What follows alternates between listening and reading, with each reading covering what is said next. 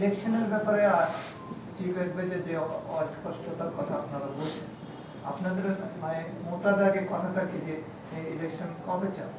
আমরা তো মনে করি যে ইলেকশন আপনার এখন ইলেকশন কমিশন গঠন হয়ে গেছে, সুতরাং ইলেকশন পরিচালনা করবার কন্ডাক্ট করবার জন্য তার প্রস্তুতি নেওয়ার তো সেই ধরনের আর কোনো প্রবলেম তো নাই, সুতরাং অতি দ্রুত সেটা করা সম্ভব। কিন্তু আমরা যেটা আশা করেছিলাম যে আমরা সেটা বলেছি যে চিফ অ্যাডভাইজার সুনির্দিষ্ট একটা সময়ের মধ্যে একটা রোড ম্যাপ দিয়ে দেবেন, সেটা তিনি দেননি। এটা আপনারা আমাদেরকে কিছুটা হতাশ করেছে, একই সঙ্গে জাতিকেও কিছুটা।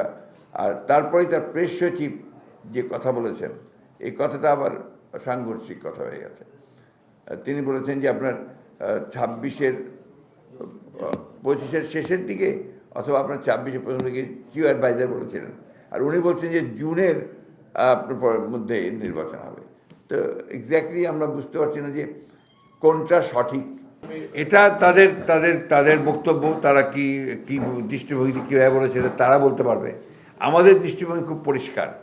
আমরা মনে করি যে আপনার এই ফ্যাসিবাদী হাসিনা সরকারের অধীনে যতগুলো নির্বাচন হয়েছে সমস্ত নির্বাচনগুলো অবৈধ হয়েছে, এবং সেই কারণেই আমরা স্থানীয় সরকারগুলো ভেঙে দেওয়ার জন্য আমরা আহ্বানও জানিয়েছিলাম, এবং যে সবগুলো ভাঙা হয়েছে কিন্তু আপনার শুধু ইউনিয়ন পরিষদটা করা হয়নি।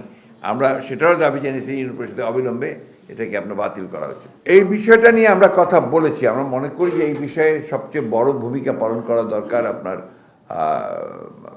এই অন্তর্বর্তীকালীন সরকারের। তাদের দায়িত্ব হচ্ছে এখন সমস্ত স্টেক হোল্ডারদের সঙ্গে আলোচনা করে এই বিষয়ে যেন কোনো বিভ্রান্তি সৃষ্টি না হয়, সেই হিসাবে আপনার একটা তারিখ নির্ধারণ করা, সময় নির্ধারণ করা যেতে পারে, এবং সেটাই উচিত বলে আমরা মনে করি।